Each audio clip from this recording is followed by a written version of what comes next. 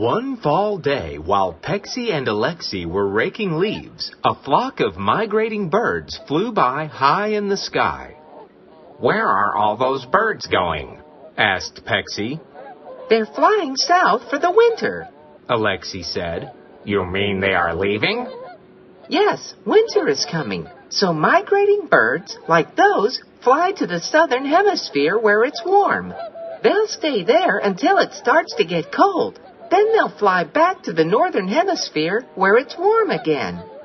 "Do all birds do that?" "No, some birds stay here all year long, and some birds migrate to other places." "Why do they go?"